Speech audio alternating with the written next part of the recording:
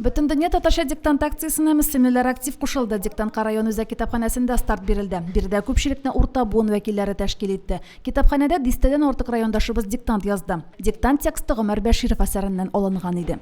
Әлеге акцияда инде күптәннән дип әйтеп 1-4-5 ел катнаша. Ул миңа бик тә ошый. Татар телендә инде 1-2 тапкыр яздык. Үткән ел рус телендә язган идек. Миңа бик не ошый. Үземне тикшереп карау бик кирәк. Үземдә менә хәй 2нче ел рәттән катнашам. Бу миңа инде үзебезнең туган телне онытмаска бер чара, этәргеч бирә. Шулай үземне тикшерәм. Әле онытмадым микән, күп сүзләрне дөрес язам микән дип тә тикшерәм. Чөнки инде хәй без рус телендә күбрәк менә сөйләшергә тырышабыз бит нишләптер. Бу улы хата, үзебезнең туган телне онытмаска кирәк.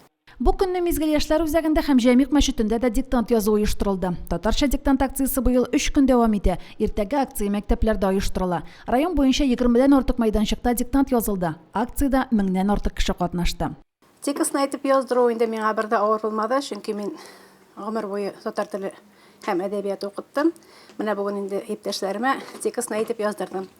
Текстны алай авыр дип әйтмәс идем инде. Татар телендә аралашкан, татар телен белгән, хөрмәт иткән кешегә текстны язу авыр булмагандыр дип уйлыйм.